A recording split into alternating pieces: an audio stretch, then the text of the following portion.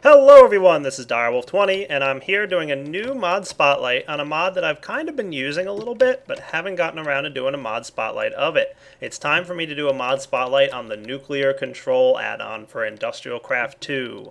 Hooray! The Nuclear Control add-on is really awesome. If you are a fan of nuclear reactors like I am, and like building crazy and complex ones, Nuclear Control is exactly what you need to make sure everything is working smoothly.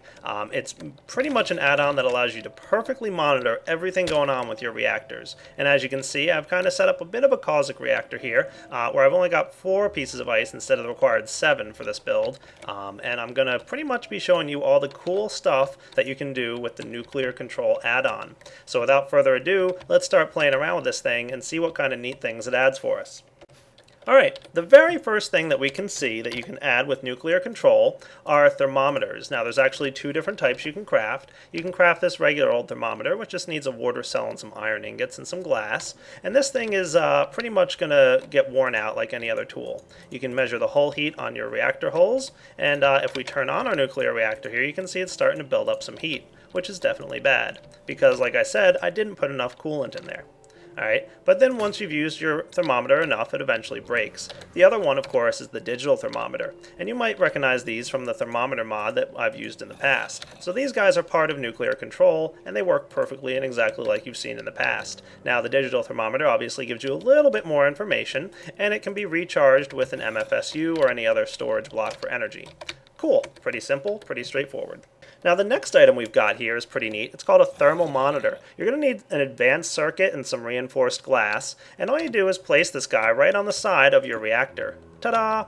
And right now it tells you the temperature at which this thermal monitor is going to, start complaining about the heat in here. Okay?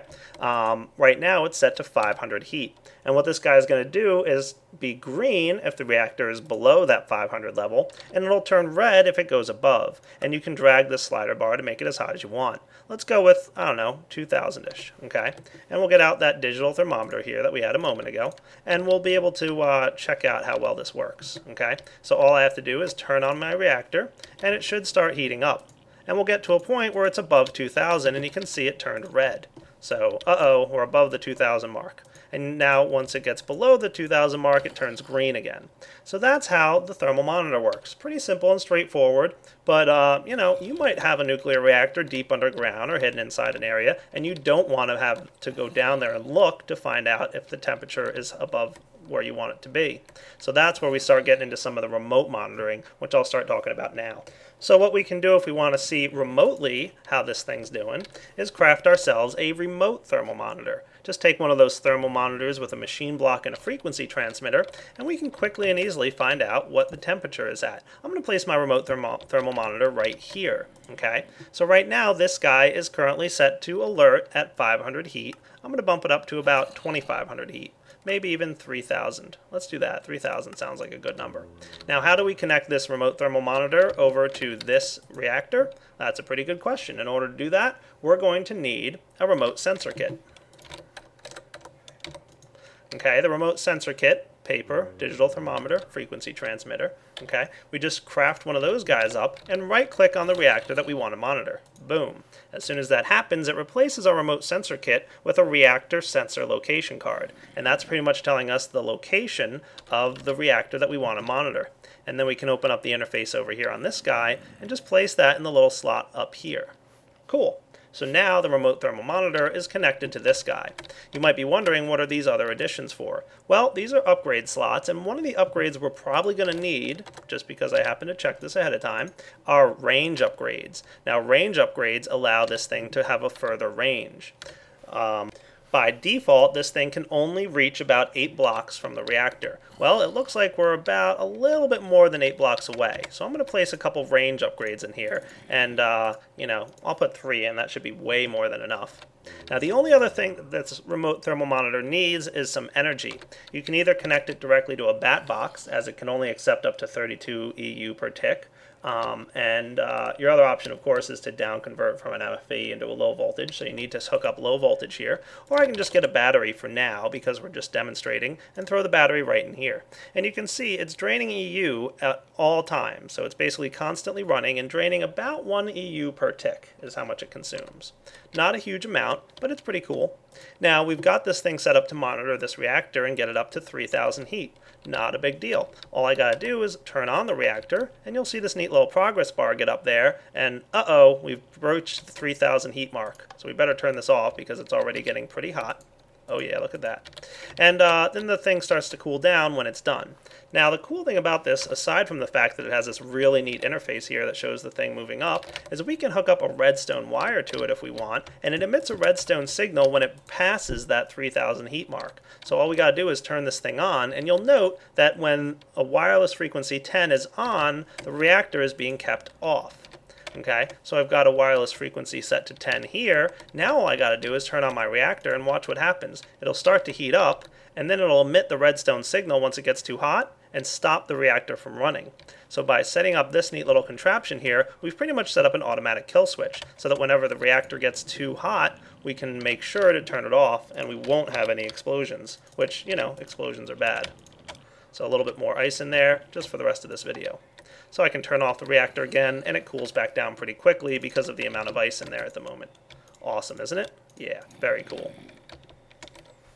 Now the other cool thing that we have added in here is called the howler alarm. And what this guy basically does, you can see it uses some note blocks, is whenever he receives a redstone signal, okay, he's going to go ahead and set off an alarm. So I'm going to just hook up a wireless or a redstone signal here with a lever, and you can imagine, of course, that we'd hook this up to the remote sensor kit or something like that.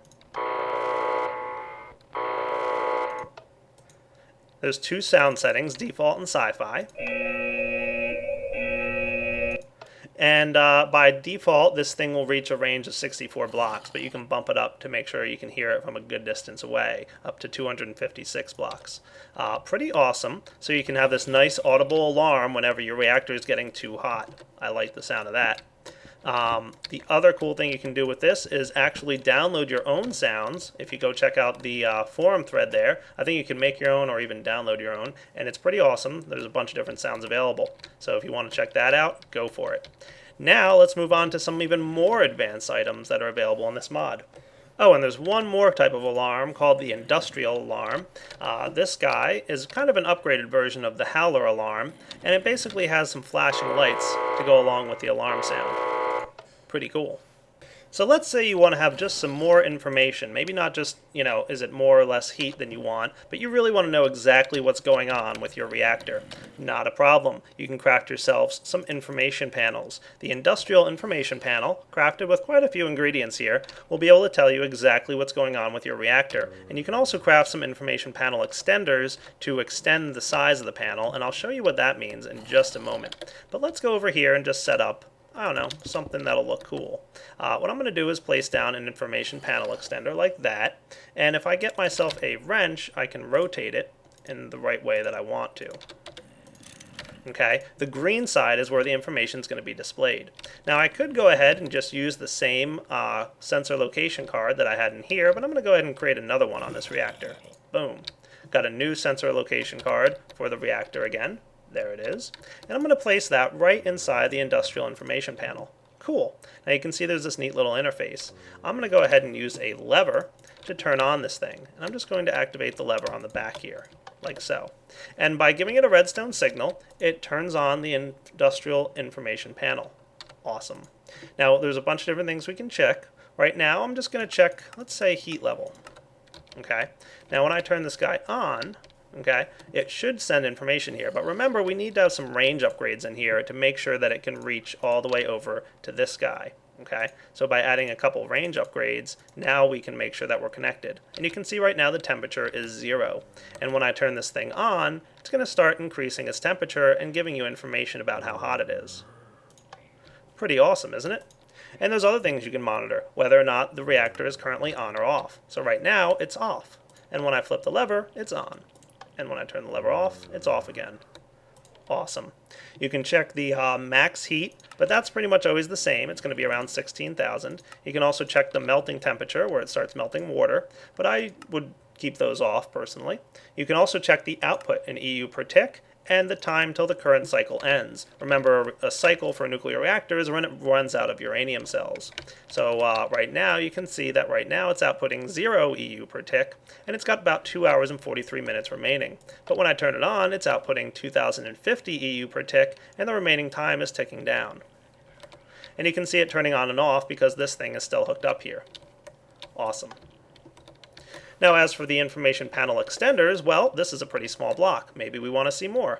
All right, let's put a couple extenders here and there, and make sure that they're oriented the right way. And note that it quickly adjusts the size of the stuff and fills out the reactors. Awesome.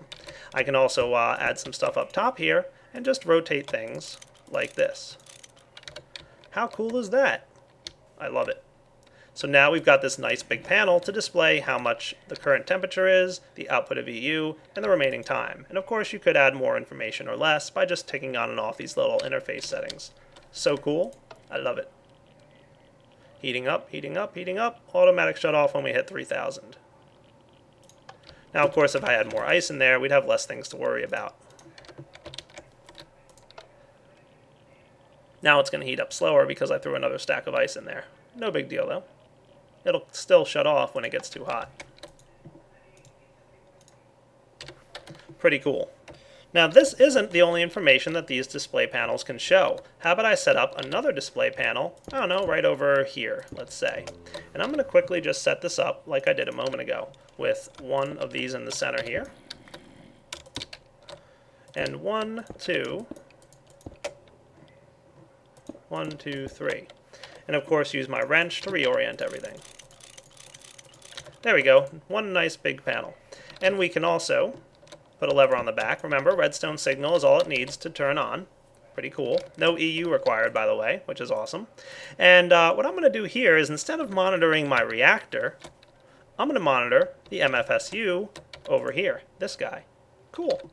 And all I got to do is right click on this with an item called the energy sensor kit. So we've already seen the remote sensor kit. This is the energy sensor kit. Just needs an EU reader in the center here with a frequency transmitter and some paper.